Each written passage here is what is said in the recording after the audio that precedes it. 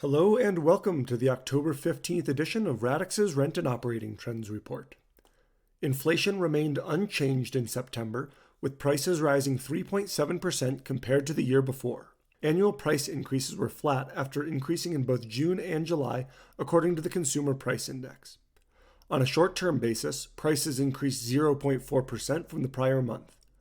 While the reported figures were slightly higher than analysts' expectations, I do not think this report will materially change the course of the Fed's monetary tightening cycle.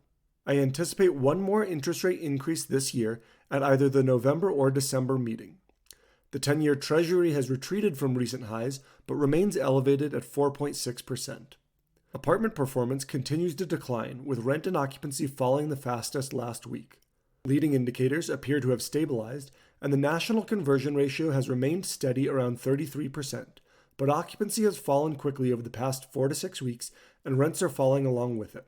At the national level, the slowdown is likely to continue through the end of the year and into early next year before some stability is found. Struggling southwestern markets led the nation in traffic last week, a positive change for a region that has struggled recently. Las Vegas added nearly a half tour per property, followed by San Antonio, Albuquerque, and Colorado Springs. Las Vegas also had a strong leasing week, picking up nearly a third of a lease per property compared to the week before. Its conversion ratio is 35%, and its leasing activity is one of the strongest in the nation. With market occupancy at 92.7%, any growth in traffic and leasing is a welcome sight for local owners and operators. On the contrary, traffic fell nearly a half tour per property last week in Austin. The market has been hit hard with new supply and softening demand, leading to weak occupancy and the largest rent decline in the nation on a year-over-year basis. Further deterioration of demand will be a major challenge for this market. Nationwide, occupancy fell another 6 basis points last week, falling below 94% for the first time in years. Occupancy declines were seen in all but 4 markets last week. The Southwest outperformed from an occupancy perspective as well last week.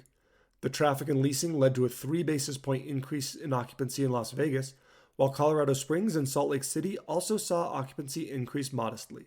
The small gains in a handful of markets pale in comparison to the significant declines in others.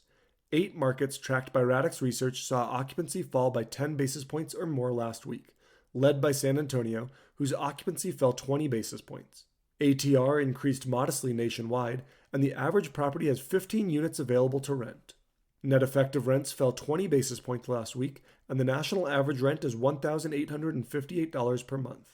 Rents have fallen roughly $40 from their early July peak. Along with their occupancy declines, San Antonio led all markets with net effective rent falling 90 basis points last week alone. Miami also had a tough week from a rent perspective, with NER declines matching those of San Antonio. The best performing market on a weekly basis was Portland, whose rents were flat last week. All other markets tracked by Radix Research saw rents decline. Despite the weekly declines, 11 markets maintained positive year-over-year net effective rent growth. RevPAR fell 23 basis points last week as the impacting of falling occupancy and rents continues to hurt RevPAR. San Antonio RevPAR had the steepest decline in the nation, falling 110 basis points last week, followed by Miami with a drop of 80 basis points. Thank you for listening to this week's edition of Radix's Rent and Operating Trends Report. On behalf of Radix Research, I'm Chris Nebenzahl. Thanks again for joining us.